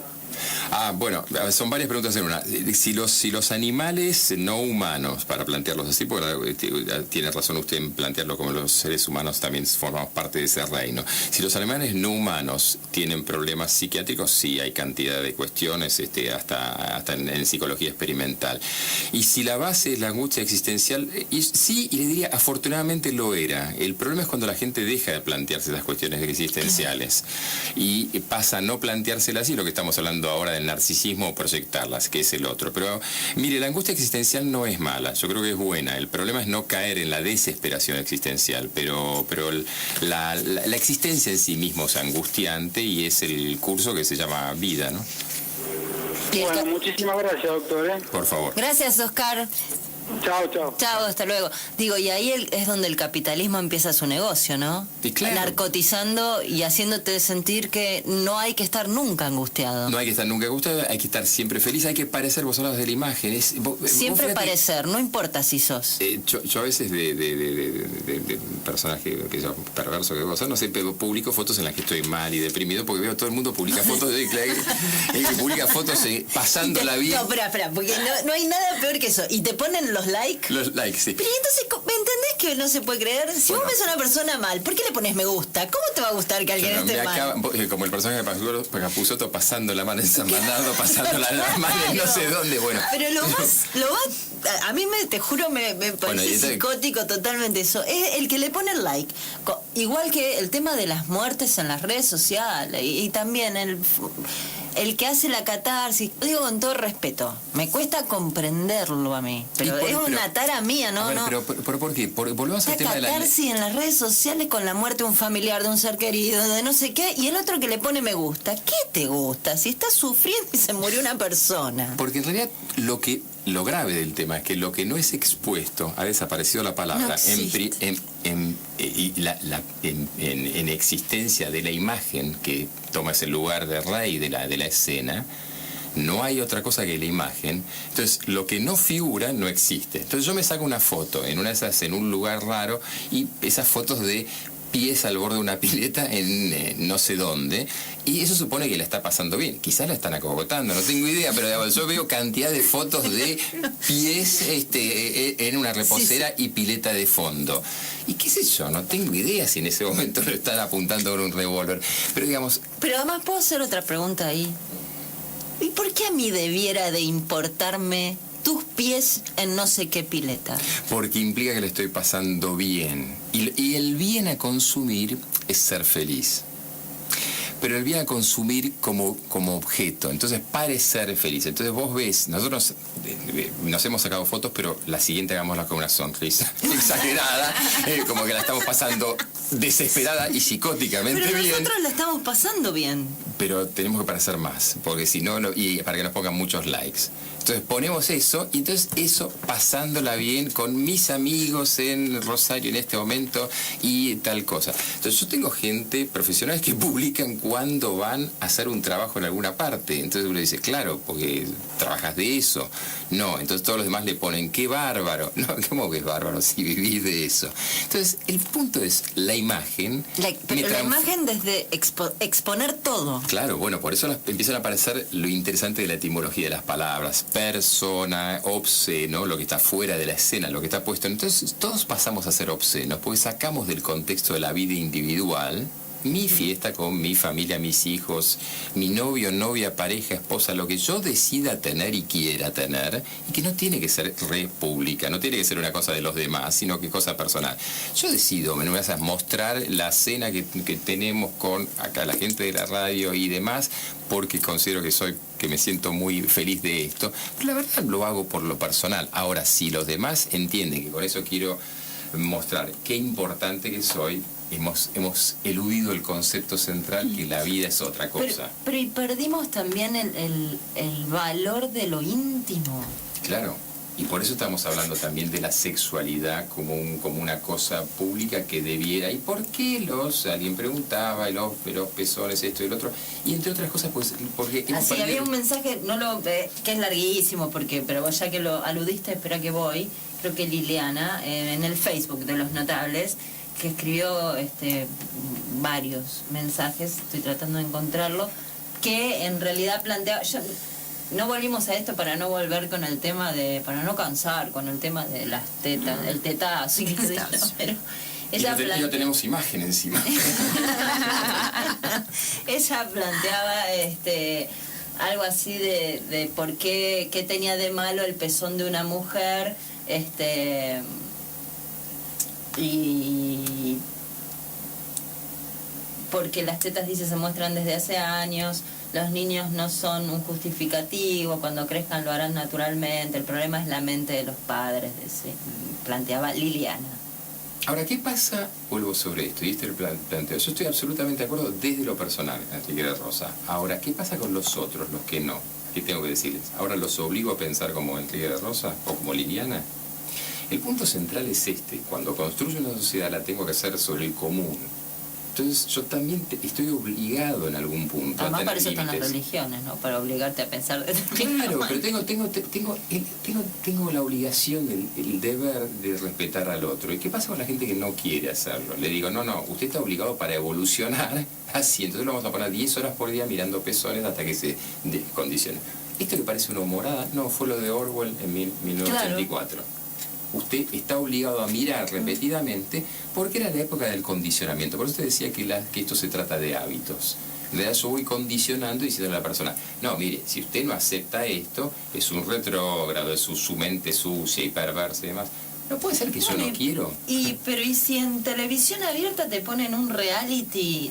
Primero te ponen un reality donde la gente va de todo a la vista de todo, porque esa es la gracia. Me lo nombraste a Orwell y me acordé. Nombraste 1984 y me acordé. De Gran Hermano, básicamente. Claro. Y ahora yo no lo... debo decir que no me resulta interesante, no lo vi para nada, pero he visto... Y te enterás, claro. Y te enterás de este reality de parejas. Despedida de soltero. Que lo que uno intuye que tiene que ver con la idea de que se separen más que se casen esas parejas. Pasar la prueba de fuego. Se crucen las parejas y sean infieles entre sí. Cosa que uno sabe cómo va a terminar, aunque no lo vea. Claro, digamos, básicamente es eso. No se casa nadie. Claro. Es que aparte ellos mismos saben que cuanto más hagan para lograr eso, más cámara y más protagonismo van a tener. Bueno, claro. Pero al margen de este juego de formato que anda a saber quién inventó, en qué lugar, seguramente en algún lugar se inventó, yo se te lo puedo contestar después. Es muy interesante la historia del comienzo de los... pero bueno, el grupo Endemol empieza en Holanda y en realidad tiene que ver históricamente con las épocas de los o sea, que es de Endemol, sí, el formato. El formato es originalmente de Endemol, pero que empieza como según entiendo, pero sí empieza en Holanda y en Inglaterra, donde se estaban las experiencias de psicología experimental que tenían que ver con eso, como el condicionamiento de la imagen. ¿Alguien vio la película La prisión, el experimento de la prisión de Stanford, que ponen a 6 personas o 9 personas como carceleros y 9 personas como prisioneros? Bueno, era la época en la que se hacían experimentos de psicología comportamental que tenían que ver con cómo las personas responden más a condicionamientos que a ideas. Entonces yo coloco... ¿Qué, un panóptico? Y exactamente, todo es el panóptico. Para que la gente entienda, era el sistema carcelario. Todos vivimos en el panóptico. Es terrible el asunto. Pero todo esto tiene que ver que todos vivimos en el panóptico cuando la gente cree ser más libre. Vigilantes, vigilados. Es cuando estamos más vigilados. Bueno, ¿y por qué digo en Inglaterra y en Holanda? Hoy Londres es la ciudad que más cámaras tiene en el planeta. Y de hecho funciona como un gran experimento comportamental. Nadie puede no perderse. Ya hay sistemas que reconocen perfectamente facies en cualquier parte del mundo. Entonces, esos experimentos en los que el sujeto pasa a ser un animal de experimentación han tenido la genialidad de convencer a la gente que es más libre. En realidad somos menos libres. ¿Qué le dicen? Le marcan una estructura absolutamente animalesca. Mire, vamos a poner 5 parejas de chihuahuas, en la cual usted es una de ellas, y vamos a ver si copulan con el otro chihuahua. Ah, pero somos seres humanos, y después usted va a ser importante. Luego, ¿sabe qué? Va a seguir siendo un cobayo. Y son experimentos de cobayos. Y salen como uno sabe que los experimentos de cobayos salen. Es decir, todos estos experimentos se sabe el final anticipadamente. Simplemente son confirmatorios. En un rato no sabía que era ese el origen del formato, pero en un rato nos contás y por qué el morbo, de la necesidad de verlo? Sí, Juan. Para lo que son los suicidios, hay reglas de cómo, o protocolos de cómo transmitir, Así ¿no?, es. los temas de suicidio. ¿Hay también para los temas de homicidio o femicidio? En realidad propugnamos propugnamos, que es decir, toda la gente que tenemos, yo tengo una asociación, la Asociación Argentina de Victimología, todos los que actuamos en esto intentamos que se empiecen a establecer como parte de esto, pero sobre todo que se apliquen. Las normas, por ejemplo, del tema del suicidio se siguen no aplicando, como te comentaba antes. Ayer hubo un atentado en París, en el Museo del Louvre, en donde, bueno, un hombre a la voz de Alá es grande atacó a un militar, digamos. En esta época, en esta altura de la sociedad, en este siglo, ¿cómo se entiende que todavía haya guerras en nombre de la religión? Mira, el tema es extremadamente largo y en realidad en particular, yo fui durante varios años jefe de residentes en París y conozco la situación y demás, y conozco la situación de la población magrebina, la población del norte de África, la población árabe. En realidad es una bomba de tiempo el fenómeno de los musulmanes en Europa, en muchos casos dicen que están reconquistando Europa. Los mapas de países árabes, inclusive por ejemplo Granada figura como parte de países árabes, es decir, la cosa es bastante más grave de lo que se cree, y otra vez, por pensar en propuestas, se está olvidando cuando Angela Merkel en Alemania dijo que iban a entrar 800.000 refugiados y demás, no tomó en cuenta que le iban a entrar, y de hecho entraron, se calcula que 20.000 miembros del ISIS. La situación es bastante grave, entre otras cosas por no entender el choque de culturas. Se sigue pensando desde Occidente y sin entender cómo piensan los otros. 10830, acordate, mensajes de WhatsApp, 422-9514, 422-9515, las líneas directas. Estamos en compañía de nuestro invitado notable, que es el doctor Enrique de Rosa Alabaster, y doy fe que es él, no es como la señora que fue y le dijo, no, usted no es, yo doy fe que es él. Médico, psiquiatra, legista, neurólogo, sexólogo. El celular que termina 515 dice, yo lo que noto es la falta de razonamiento. Veo que la gente se queda mucho con lo explícito. El que termina 308 pregunta, Patricia, dice, ¿se puede ser feliz y a la vez estar deprimido? A ver, no sé, depende qué contexto, claro, justamente, qué lugar le da a esto. La búsqueda vital a veces tiene que ver con la felicidad y es un significante que variará según las personas. A priori, sí, son los conceptos habituales. La depresión es lo opuesto a la sensación de alegría. Entonces, en principio, no. Ahora, depende también qué signifique cada una de estas cosas. Y es interesante, como Patricia, que plantea quizás el reconceptualizar los términos, ¿no? Porque quizás a veces estamos en sociedades que necesitan lo que hablábamos antes, la felicidad como búsqueda a toda costa. Y en una de esas quizás la felicidad para cierta gente sea poseer, y con eso ya está contenta. Entonces, en ese contexto sí podría poseer cosas y estar deprimido. A ver, pero ¿cómo se entiende en general la felicidad? Para mí la felicidad son momentos. Absolutamente. Esa es mi postura. Y para Baruch de Spinoza también. Sí. Es decir, la felicidad es un collar de perlas. Claro, son momentos. Lo interesante es el camino que uno va transitando mientras esos momentos transcurren, ¿no? Pero digo, en general se entiende como un lugar al que hay que llegar, como un estado que debe de ser permanente. Es que creo que, como una emoción. Es que la base del tema es ese. ¿Cuál es la idea? ¿Por qué existe hace varios años la psicología cognitiva? Porque en realidad sabemos que los conceptos que nosotros tenemos sobre las cosas son los que forman nuestro aparato emocional y nuestros comportamientos. Si yo creo, vos señalaste muy bien, si yo creo que la felicidad es un estado estático, y miren cómo volvemos al tema de Heráclito y Parménides, si las cosas son móviles o estáticas, si la felicidad es un estado estático o algo a lo cual tengo que llegar, por definición no voy a llegar nunca. Entonces la solución a quienes estén escuchando, si lo que esperan... Es la zanahoria a la cual no se llega nunca. Claro.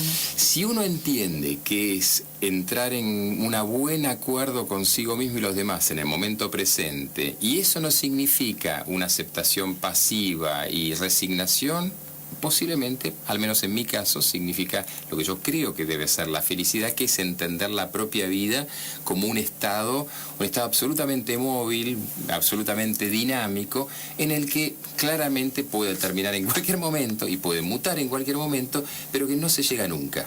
Si uno espera que sea algo, no se va a llegar nunca. Por eso lo interesante es ir disfrutando. En el medio tratar de disfrutarla. Pero es que no, en realidad, y acá viene la cognición, cuando uno entra por detrás, en realidad no hay otra opción. Claro. Porque yo podría decir, no, pero mañana y salgo y pisa un auto. Entonces, está bien, la opción es pasarla mal. Y esa bueno, es una opción. Por eso antes estábamos hablando de hasta del suicidio, cuando los filósofos planteaban si el primer concepto, es un tema de Camus, si el primer concepto es si la vida tiene sentido o no ser vida. Un oyente nos hablaba de la angustia existencial. Esos conceptos uno mal o bien debiera saldarlos, debiera arreglarlos consigo mismo. Consigo mismo, claro. En algún punto decir, ¿en qué cosas creo en serio y sobre qué voy a fundamentar mi vida? En algún punto vos hiciste varias bajadas de línea. Es interesante porque la gente debiera entender que eso es bueno. Uno, si tiene algún acuerdo consigo mismo, ya eso es muy válido, independientemente de que pueda no ser válido para el otro. Pero es válido porque a mí me permite saber dónde estoy parado. Pero recién vos decías, hablando del sentido de la vida, no hay un único, tanto como seres humanos. Claro, por supuesto. Cada uno debe encontrar el propio. Cada uno está casi inevitablemente obligado a encontrar el propio, porque si no, sí está en una búsqueda inacabable, la de Proust, a la búsqueda del tiempo perdido. Es decir, uno está siempre constantemente, hasta que, ¿por qué aparece el tema de la Magdalena? Y porque la felicidad en una de esas puede consistir en el olor, en la comida, en una mirada, en tantas cosas tan simples. Ahora voy a la otra. Perfecto. Ahí llegamos a un acuerdo, sí, ¿no? De determinado concepto para la vida, de felicidad. Pero resulta que después viene todo el resto y te dice que, bueno, vos como hombre, para ser feliz tenés que tener una mujer, tenés que casarte, tener promedio un varón y una nena, perro, una casa, un auto, mínimo. Y yo compro. Y el otro mujer, más o menos lo mismo, con un... Ahora le puedo agregar un par de buenas tetas, porque claro, además de los dos pibes y qué sé yo, tenés que estar buena. Sí. Y alguna que otra cosa, básicamente. Sí. Porque después incluso... Y yo tengo todo eso... Si estamos hablando de personas que tienen una elección homosexual para la vida, hay un discurso muy lindo que tiene que ver con apertura y demás, pero que no es tan así de lindo en la práctica, donde todavía hay un montón de prejuicio. Bueno, claro, pero ahí está, pero vos estás diciendo, mirá qué mezcla que estás planteando entre lo que se dice, lo que se debería, lo que se vende y lo que se vende para el otro. Porque en definitiva yo vendo un discurso, pero si realmente lo creo. El gran tema, vuelvo sobre eso, por eso es la honestidad consigo mismo. Y la honestidad como sociedad, ¿no? En el que digamos, realmente que esa acumulación de significantes, mujer, esposa, perro, hijo, o lo que fuera, o auto, o lo que fuera, significa que soy feliz. Y yo entonces soy feliz en la medida que el otro crea que soy feliz. Volvemos al tema de las imágenes. Voy acumulando eso, o realmente es una cuestión más ligada a la emoción. ¿Por qué todo esto aparece en un programa en que empezamos a hablar de drogas? Porque cuando no tengo todo eso, necesito suplantarlo artificialmente. Narcotizarme. Claro, que ya era Baudelaire y el paraíso artificial. Es decir, esto es inherente a nuestra existencia. La necesidad de la droga ha existido en la historia de la humanidad. Pero también tiene que ver con una idea que creo que tiene que ver también con el... Cuando yo digo capitalismo, estoy hablando básicamente del negocio. Del negocio. De algunos... Sí. No estás hablando de una gorra roja que vas a llevar. No, estoy hablando del negocio. Sí, claro.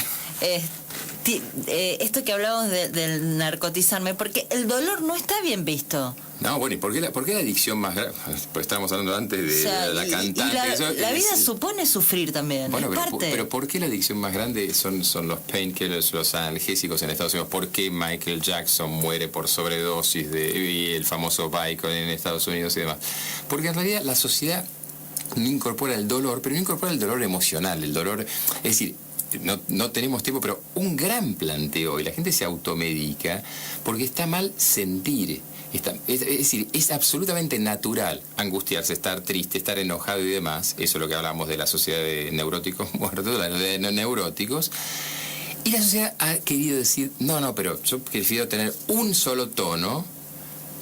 Allá arriba. Claro, rosa Siempre. pastel, no sé qué tono, de los hombres Siempre somos, acá arriba. Los hombres somos medio monocromáticos, así que no tengo idea qué tono será, pero es un tono simple para mí. Pero ese tono tiene que estar siempre arriba. Y si un día estás mal, no puede ser. Entonces tenés que taparlo. Y si un día te duele, tenés tampoco. El dolor, que es señal, la angustia, que es señal, todo lo que era señal debe desaparecer. Todo lo que significa. Y porque antes también hablábamos de... ¿Y por qué no se puede prevenir? Y porque somos una sociedad acostumbrada a matar las señales. A cualquier cosa que anticipe a alguien, no, para... Escucha, Doc, no es tan grave, pero esto se lo escucho todas las semanas. Entonces, le tenemos un miedo pánico al sufrimiento y por ende el sufrimiento nos alcanza. Entonces, el real sufrimiento nos alcanza porque no nos atrevemos a decir, y bueno, el malestar es parte inherente a la vida y no hay nada grave, y volvemos al tema de la felicidad y Spinoza y el collar y demás. Claro, pero yo creo que la felicidad es un continuo inevitable y voy a estar siempre infeliz. Claro. Siempre insatisfecho, además. Inevitablemente. Nunca alcanzando nada. Con respecto a la depresión, que era lo que preguntaba Patricia, digo, de todos modos, cuando ya hablamos de depresión, ahí estamos hablando de una patología. Es una patología, no hay elección. No, estamos hablando de una patología y que no pasa solamente por lo emocional, y esto sí que sería importante. La depresión es una patología que tiene que ver con una involución en aspectos cognitivos, mentales, comportamentales. Yo no puedo hacer y básicamente pierdo el gusto por la vida, en el cual aparte puedo estar triste, pero hay depresiones sin tristeza, ¿no? También. Sé lo que termina 809, dice, hola, decir a veces yo anteponiéndolo a la idea, ¿no puede ser también reafirmar la personalidad, lo que se piensa o se siente, oírse, confirmar, no es también autofomentar seguridad? ¿El exceso sería narcisismo o no? En realidad el tema, obviamente, todo es un tema de proporciones, pero también es cierto que somos una cultura que, esto se llamó hace 1890 o algo así, el método QE, que tenía que ver que es todos los métodos de autoafirmación. Yo soy capaz de esto, luego pues, se llamaría ley de atracción o algo así. Entonces, yo soy... Y esto es un error, porque en realidad estamos fundamentando en un punto de apoyo muy débil, que es el yo. Eso es lo grave. ¿Qué es el yo? Es justamente el gran tema. Justamente en algo que no tenemos... Mirá qué buen contrapunto. Voy a pedir a ver participar en el programa de radio de la semana. Así, ¿qué es el yo? El punto es ese. Si, vos fíjate, vamos a afirmar sobre algo que ni sabemos qué es. No sabemos qué es, claro. Entonces, ¿cómo no vamos a estar mal? Pero eso que no sabemos qué es lo que somos. Claro. Y por eso hablábamos antes de la... por eso estamos en problemas todo el tiempo. Claro, porque estamos apoyándonos en un lugar que por definición, afortunadamente no es firme. ¿Y por qué digo afortunadamente no es firme? Porque somos seres en constante evolución y construcción. Y si nosotros aceptamos que somos incompletos, la verdad es ese conocimiento bíblico del ABC, si aceptamos que somos seres pero nada incompletos, de media naranja. No, claro. No estás diciendo eso, acláralo. Claro, por claro. favor. No estás diciendo que necesita otro que te complete. No, que nuestra esencia ni siquiera te completa otro. Nunca. Nuestra esencia Claro. es terriblemente insatisfactoria, y en eso consiste la vida humana. Y en ese devenir y aceptar eso no es tan grave. Entonces simplemente es eso. Para darnos cuenta cuando en la familia hay alguien que está siendo adicto a cualquier sustancia, ¿no? Mira, yo creo que lo que tendríamos que hacer es pensar y lo que uno trata de hacer generalmente en estas participaciones mediáticas es pensar en el área preventiva. La área preventiva tiene que ver con una persona que cambia hábitos, comportamientos, cosas frecuentes. En algún punto es bastante simple. Si es un hijo o algo así, cambia de amigos, cambia de hábitos, tiene pérdidas de rendimiento escolar. Esto es un conjunto. ¿Y por qué digo esto? Porque a veces hay gente que dice, no, bueno, pero una cosa no significa. No, es un conjunto que es bastante claro. En realidad se sabe bastante y se entiende bastante más, y tiene que ver con un conjunto de cambios generales personales, intelectuales y de hábitos que la familia se tiende a dar cuenta. El gran problema es que teme notificar esto. Nos comentabas que a veces a los familiares temen notificar cuando tienen un hijo o un familiar adicto. ¿Cómo hacer si a veces no se tiene la respuesta de las organizaciones que tienen que responder ante esas situaciones? Hay muchos casos de que son los mismos familiares a veces que llevan a sus hijos para que los metan presos, para que los lleven a un centro de rehabilitación, y a los 2 días están de nuevo fuera. No, yo creo que estás tocando el tema central de el gran problema de la falta de una estructura. Cuando antes hablábamos de un país como Holanda o algo así, acá se habló del tema de despenalización e intento juntar varios elementos en uno, es que lo que nos falta es estructura. Sí, es absolutamente cierto, y esto pasa en ciertas clases sociales, que es terrible ver una madre que lleva a un chico que ha delinquido y dicen, por favor, hagan algo. Los abogados defensores claramente dicen, el defensor oficial dice, no, bueno, y la mujer dice, por favor, llévenselo, hagan algo. De hecho, ustedes estaban diciendo que recién pasaba hasta con la familia del anestesista. Es Exacto. decir, esta idea, el tema es que no hay estructura ni hay alerta social. Es decir, es como si la sociedad se hubiese desentendido del tema.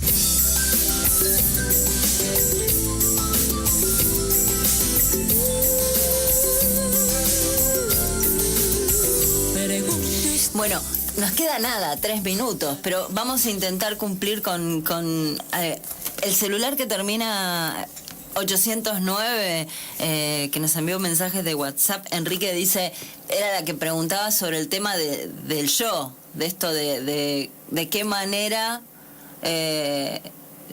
intentar decir yo antes de su idea, si no es una manera de reafirmar la personalidad, de oírse, confirmarse, qué sé yo, al que vos le diste como respuesta que no, del yo no sabemos bien qué es, pero es lo que somos. Claro, pero una cosa es la convención lingüística, claro, yo estoy diciendo, yo ahora voy a Buenos Aires, no voy a decir ahora Buenos Aires porque no está armada. Porque claro, ella vuelve a escribir y dice, pero ok, dice, ¿cómo hago la autorreferencia? Qué complicado.